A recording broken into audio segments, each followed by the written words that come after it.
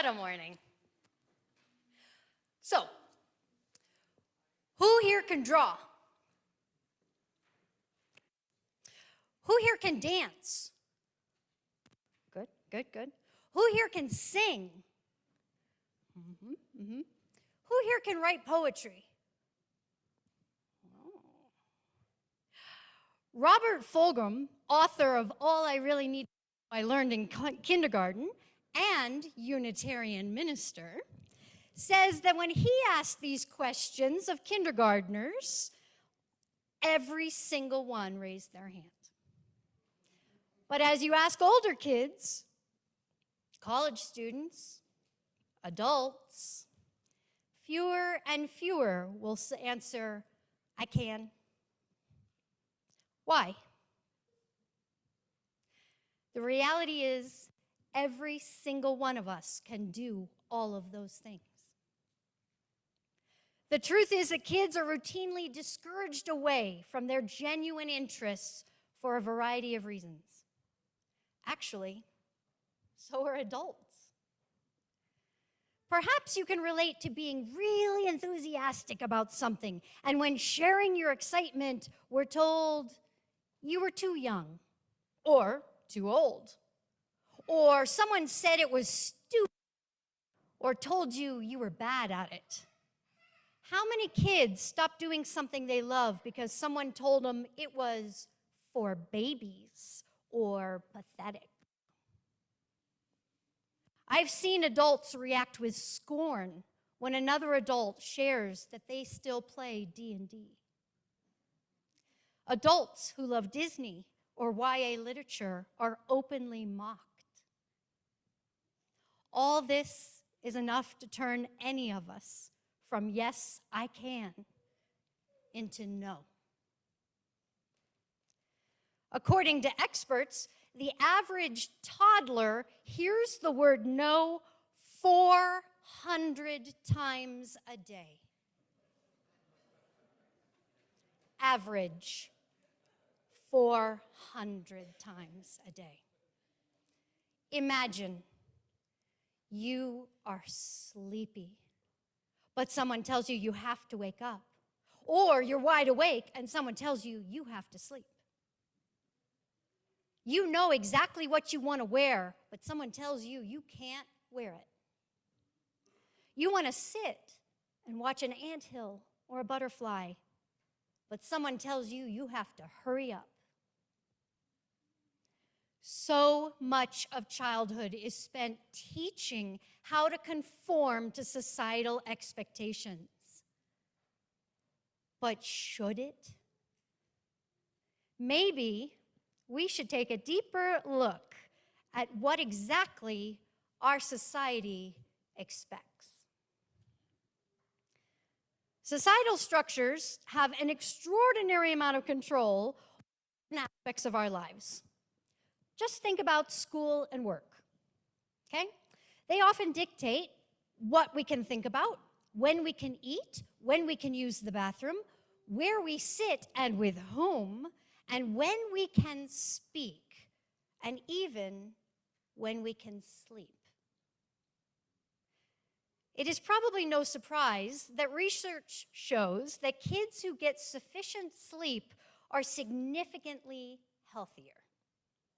The American Academy of Pediatrics estimates that 25 to 50% of children and 40% of adolescents struggle with sleep issues. Sleep is crucial for the development of young minds.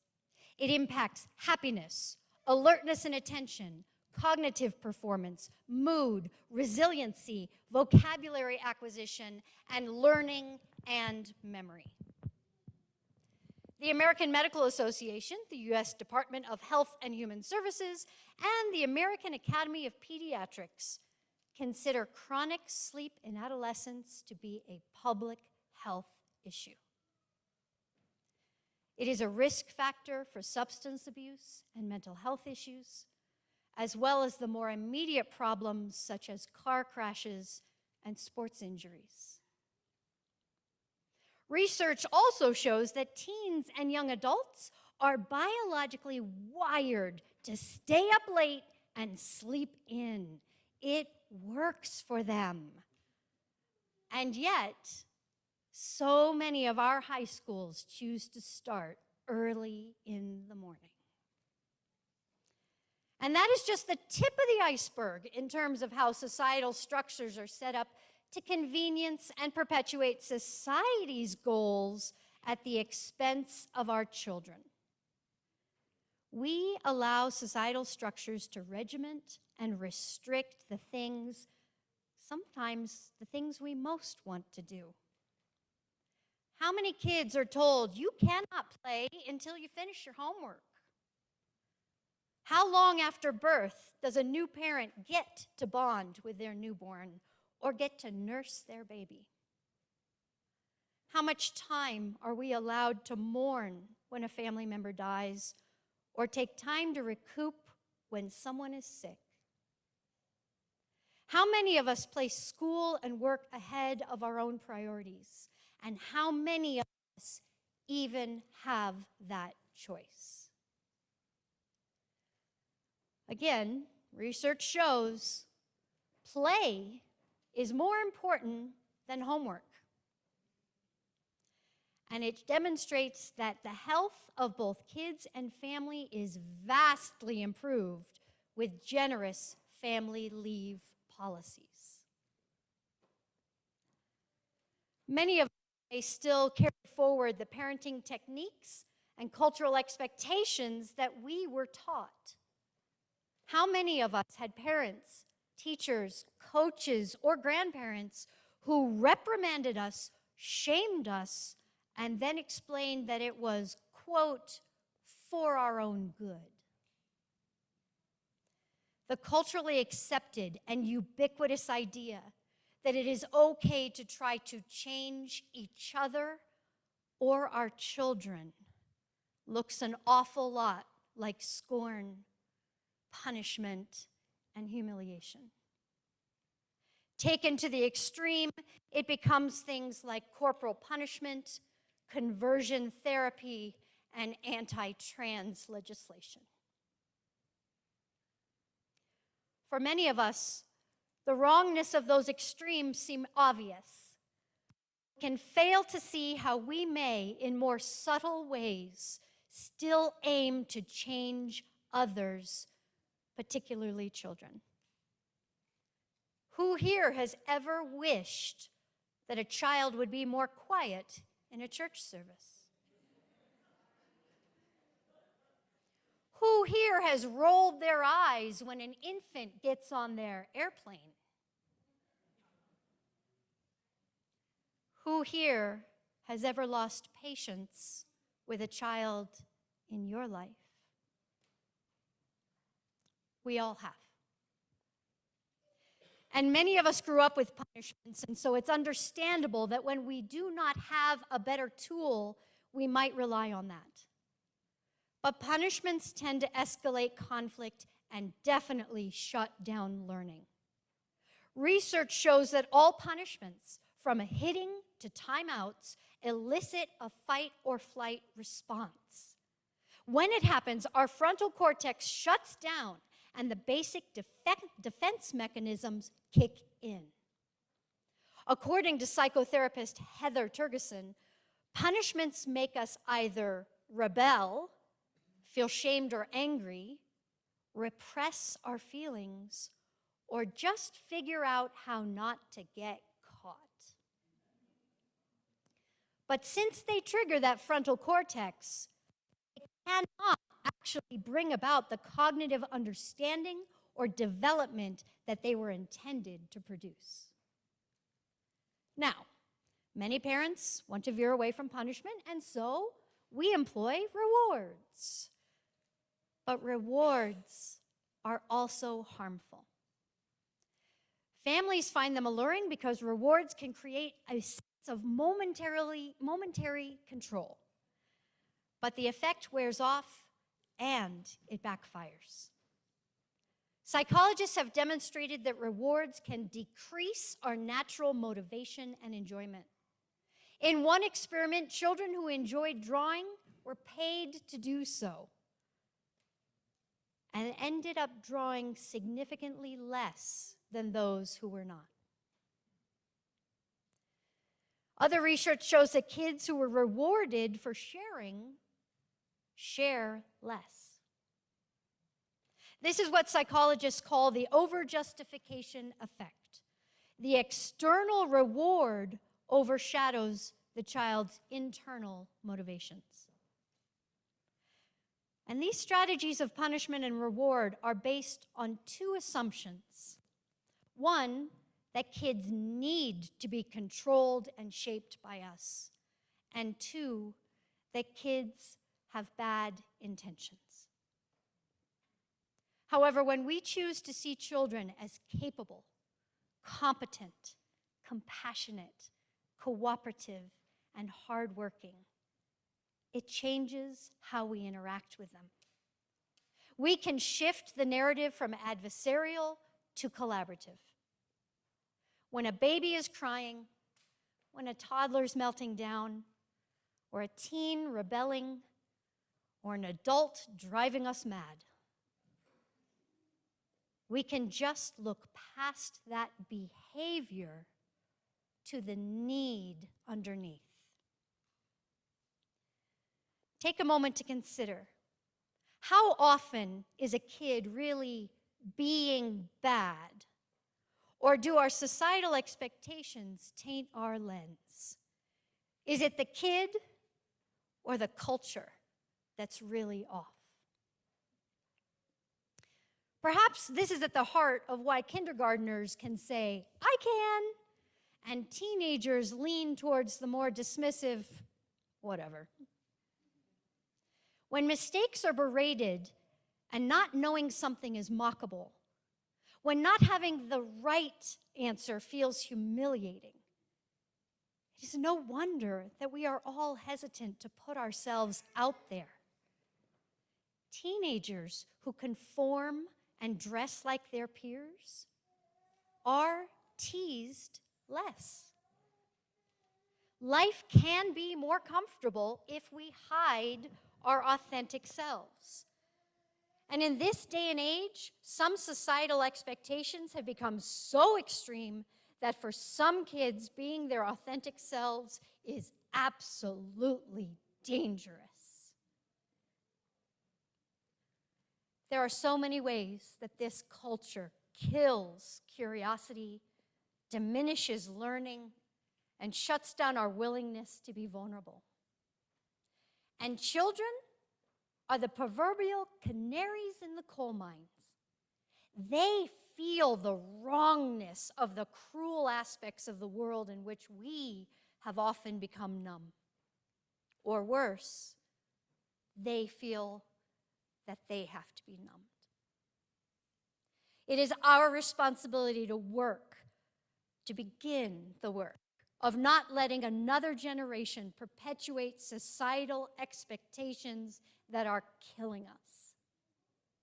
Society wants conformity. Society wants docility. Society wants everyone to fit into a mold.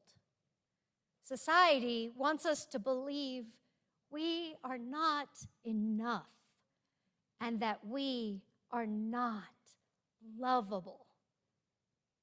Our entire economy relies on our discontent, our fear, our ignorance, and our insecurity.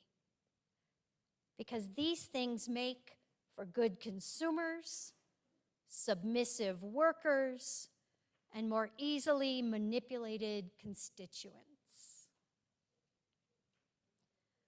But when we, as if they have inherent worth and dignity, things do change. Embracing each child for exactly who they are without any agenda or desire to alter them is powerful. As the meme my friend sent me the other day states, encouraging someone to be entirely themselves is the loudest way to love them. We can care less if our children conform to societal norms, and more about shifting societal norms.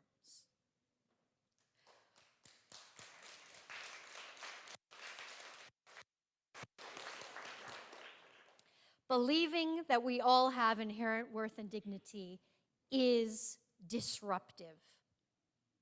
Just even saying it, you can almost hear late-stage capitalism yelling, "No!" I mean, you can almost hear the gun lobbyists like scrambling to think that that might mean we'd have to prioritize kids. You can also relish the structure of evangelical conservative Christianity would crumble without the premise of children being born sinful and needing to be redeemed or saved. This is the power of our liberal faith. We do not have to change our children. Instead, we need to help them understand the odd, mostly arbitrary and complex rules of a society, and then support them in their choice to follow those rules or not. Because I believe that we've been getting it wrong. It is children who make sense and society that needs to change. For each child that's born, a morning star rises and sings to the universe who we are. It is hard to figure out who we are. It is difficult to know what it looks like to be whole and healthy when you live in a broken and diseased system. And that is why kids need their families and communities, and families and communities need our kids. Kids show us our own worst flaws and our amazing capacity for love. And it is also why a healthy church requires a strong religious exploration program. The spiritual and communal benefits of a congregation that learns to love the joyful and disruptive noises that children bring to our worship and our intergenerational services cannot be overstated. We can love them in the noise. There is so much value in intergenerational exploration of societal expectations and of having safe spaces to be our authentic selves. Children and families belong here, right here in the pews. Pew, pew, pew, pew, pew.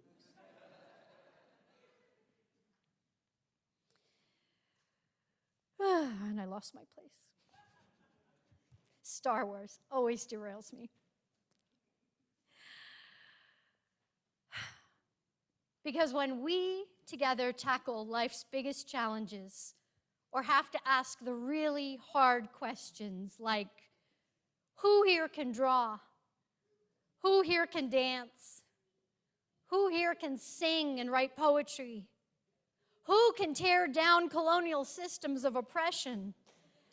It might be the adults who hem and haw, but it's the children who shout, I can.